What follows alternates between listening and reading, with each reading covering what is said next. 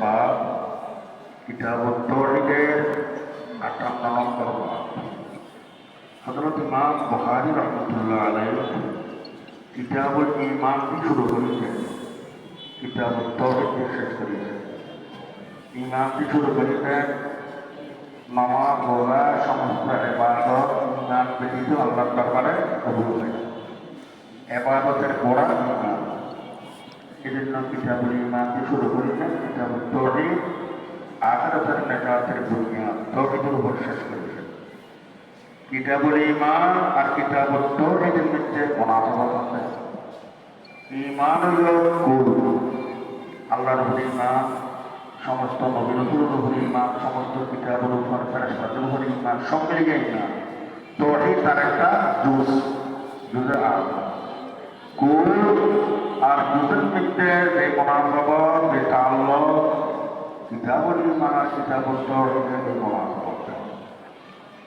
বুখারী শরীফের প্রথম বাব, বাবু কাইফা কানা ফাদলুল ওয়াহয়ি ইলা রাসূলিল্লাহ সাল্লাল্লাহু আলাইহি ওয়াসাল্লাম।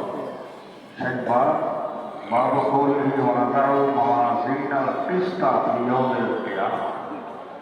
এটা কোরআনের আয়াতটি পরিপূর্ণ বাব বানিয়েছে। আল্লাহ পাক রব্বুল আলামিন ইরশাদ করেন, আমি আল্লাহ কিয়ামতের ময়দানে ইনসাফের দাঁড়িপাল্লা কায়েম করব, মিজান কায়েম হবে, সমস্ত বন্দাবাদের আমল ওজন করা হবে, যার সওয়াবের পাল্লা পারি হবে তার ঠিকানা হবে জান্নাত, যার গুনাহের পাল্লা পারি হবে তার ঠিকানা হবে দোজখ জাহান্নাম। প্রথম পাপ শেষ পাবের মুনাসাবাত থেকে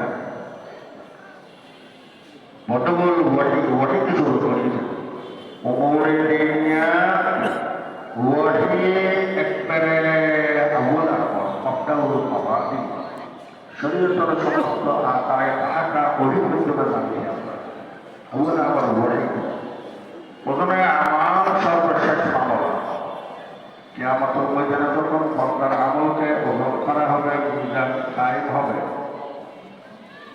ওজন করার পরে ফরিয়াকুন ফিল জান্নাতি ওয়া ফরিয়াকুন ফিস সাঈর, একদল জান্নাত একদল জাহান্নামে চলে যাবে। এই সর্বশেষ মামলা গায়েবুল গায়াত। একদল